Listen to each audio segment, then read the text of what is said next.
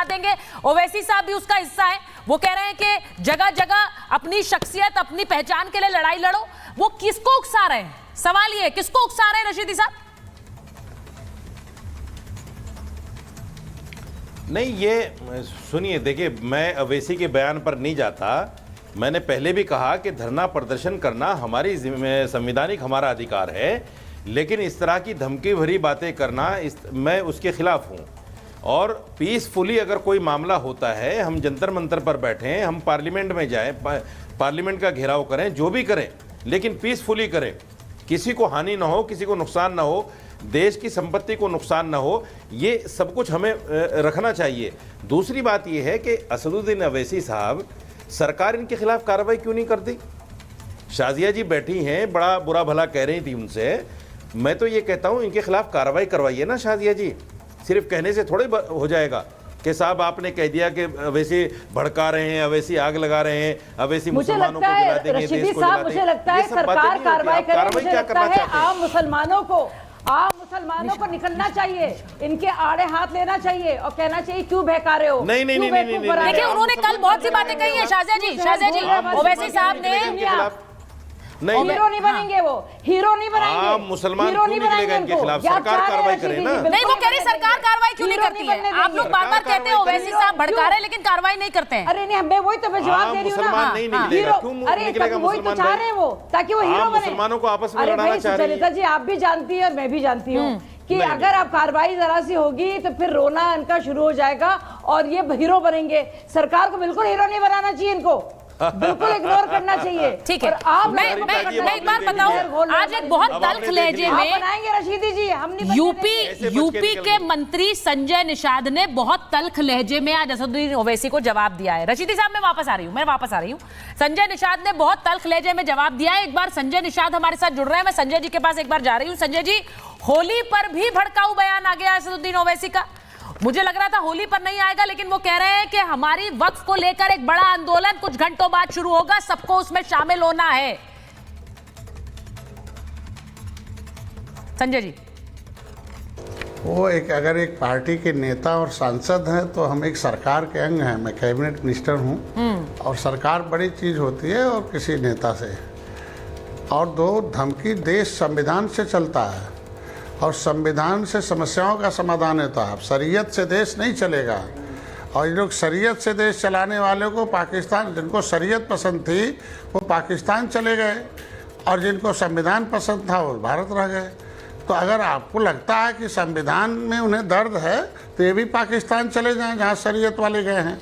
हम कह रहे वक्फ बोर्ड कैसा कानून चाहिए जनता के हित में, गरीब का। इस वक्फ बोर्ड की इन लोगों के जो पुराने कानून थे, किस गरीब मुसलमान का भला हुआ? अल्लाह के नाम का खाता वक्फ बोर्ड, अगर अल्लाह के नाम के खाते का वक्फ बोर्ड का क्या इस्तेमाल हुआ, कैसे कैसे उस पर अवैध कारोबार किए गए, क्या तो देश के विकास के देखिए, एक राजनीति, एक सरकार एक अभिभावक होती है जनता के पैसे के लिए, जनता के भविष्य के लिए, देश के विकास के लिए, देश के सुरक्षा के लिए, देश को एक विकसित बनाने के लिए सारा कुछ है। तो उसमें ये लोग बीच में अड़ंगा, इन्हीं के लोग भी आप साथ में रहेंगे जब सही बात जानेंगे।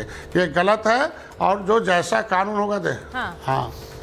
देखिए, क्या दूसरे दर्जे के नागरिक वो हैं? क्योंकि वो कह रहे हैं हमें तो दूसरे दर्जे का नागरिक बना दिया, हमें बोलते हैं पाकिस्तान चले जाओ, इस तरह के बयान देते रहते हैं। वो कह रहे हैं हमारे लोगों को इसी तरह का बना दिया है, जिनको बार बार इसी नागरिक को सम्मान, सुरक्षा और समृद्धि ये संविधान का है और इसी के लिए लोकतंत्र बना था। इसीलिए देश में सामंतवादियों को और इन जालीदार वालों को हटाया गया था कि अब न तो मुगलों का राज रहेगा ना अंग्रेजों का राज रहेगा। ये जालीदार टोपी वाले वोट से राजनीति करके उनको गरीब बना रहे हैं और लोग भी ऐसे ही हैं। मैं कह रहा हूँ कि सच्चर कमेटी का रिपोर्ट कहते हैं मुसलमानों की दशा SC/ST से खराब है। अरे वोट तो यही ठेकेदार ले रहे थे ना, अब मुसलमान थोड़ा सा NDA कोड देने लगा, लेकिन ठेकेदार तो यही हैं। क्या गरीबी बढ़ाने का ठेका लिया था, बेरोजगारी बढ़ाने का ठेका लिया, उनको बर्बाद करने का ठेका लिया। मुसलमान भी अब जाग गया है। यही जालीदार टोपी वाले इन्हीं लोगों ने आज मुसलमानों की दशा खराब, वो भी इसी देश के नागरिक हैं, हमारे ही देश के नागरिक हैं।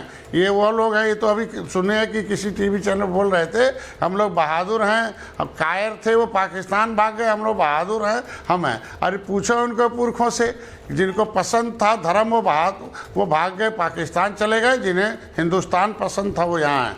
इनके पुरखों ने तो मुगल तो तलवार लेके आए थे, तलवार के नोक पर इन लोगों ने जो है सलवार पहन लिया है। इनको जो है पूछा जाए कि कहाँ गई बहादुरी, बहादुर हमारे पुरखे हैं, तलवार से गर्दन कटना पसंद, लेकिन इन लोगों के उस तलवार के नोक पर कुछ नहीं किया, न हरा झंडा लगाया, न इनकी बात माना धर्म बदला। जय निषाद राज का झंडा, जय श्री राम का झंडा, ये 14% बदल पाए ना, हम तो अकेले 18% निषाद है, और देश में केवल 14% लोगों को तलवार के बदल पाए, बाकी कहाँ गए। तो मैं कह रहा हूँ अब मुसलमान भी इनके बहकावे में आने वाला नहीं है, ये उन्मादी लोग हैं, ये नफरत फैलाने वाले लोग। नहीं, मैं आपसे पूछ रही हूँ, क्या आम मुसलमान इस आंदोलन में जुड़ेगा, या फिर ये सिर्फ भड़का रहा है 36 घंटे बाद वाले आंदोलन से? निश्चित रूप से आम जनता को सुख चाहिए, सुविधा चाहिए, शिक्षा चाहिए, रोजगार चाहिए। ये गरीबी बढ़ा रहा है सच्चर कमेटी रिपोर्ट के मुताबिक। उनके लोगों का अनाज हम दे रहे हैं, मकान हम दे रहे हैं, इलाज हम दे रहे हैं, बिना भेदभाव के उनको योजनाओं का लाभ दे रहे हैं, उनको व्यापार करा रहे हैं, उनको शिक्षा स्वास्थ्य रोजगार दे रहे हैं, डॉक्टर इंजीनियर बना रहे हैं, ये सब बना रहे हैं। ये क्या बना रहे हैं? इन्होंने कौन सी ऐसी पॉलिसी बनाई मुसलमानों के लिए कि उनके बच्चों का भला हो जाए? कौन सी ऐसा कानून बनाया इन लोगों ने कांग्रेस और सपा बसपा मिलके, जिससे मुसलमान के बच्चों का भविष्य बन जाए? आज हमारी सरकार कहती बिना भेदभाव के इनके बच्चों को पढ़ाओ, साइंस पढ़ाओ, अंग्रेजी पढ़ाओ, हिंदी पढ़ाओ, एकेडमिक शिक्षा भी उसमें पढ़ाओ मदरसे में, जिससे उसका भी बेचारे का विकास हो। दर्द हमें है, इस देश का नागरिक है, इस देश में हमारे खून खानदान का है। अब तलवार लगा के गर्दन पर धर्म बदल दिया तो उसका क्या दोष है? उसके पुरखों ने बदला है, उस पर ज्यादा नहीं कुछ कहा। ज्यादा जिसे दर्द हो आंदोलन नहीं करा। जहां इनके पुरखों ने कहा था हमें शरीयत पसंद है, धर्म पसंद है, वहां चले गए। जिन्हें हिंदुस्तान और संविधान पसंद है यहाँ, तो संविधान को चुना वो चले गए, जिन्होंने भारत की संस्कृति को चुना संजय जी वो हिंदुस्तान में रह गए।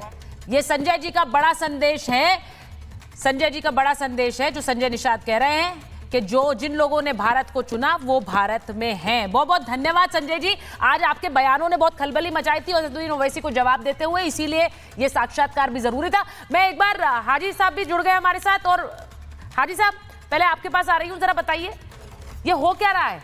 36 घंटे बाद देश में फिर से आग लगाने की तैयारी कर रहा है। आग लगाने का काम तो देखो जो कर रहे हैं वो लोग करते रहते हैं। हमारा जो विरोध प्रदर्शन का काम है वो हम करेंगे, वो जमीन पे भी करेंगे और संसद में भी जाके अपनी बात रखने का काम साहब करते हैं। किस चीज का अब जो है पूरे ईडन गार्डन आपको नहीं दिया, इस चीज का विरोध? देश की संसद की जमीन आपको नहीं दे रहे, इसका विरोध? किसका विरोध? इंदिरा गांधी अंतर्राष्ट्रीय एयरपोर्ट आपकी जमीन नहीं है, इसका विरोध? देखिए मैडम, जो संपत्ति हमारी है वक्फ की, उस पर जो सरकार अपना हथकंडा अपनाकर ये बिल लाकर उसे अपने अंडर में करके, अपने कब्जा कर उन्हें अपने अपने अंडर में करके, तो देश की संसद आपकी है क्या सर? बताइए ना मुझे। ईडन गार्डन क्रिकेट स्टेडियम आपका है, हमने तो इसके लिए आप सड़क पर उतरेंगे और आग लगाएंगे? फिर छूट अरे आग लगाने की बात नहीं है, विरोध प्रदर्शन करना हमारा संवैधानिक अधिकार है और देश का कानून, और जगह जगह शाहीन बाग बनाना ये भी संवैधानिक अधिकार है।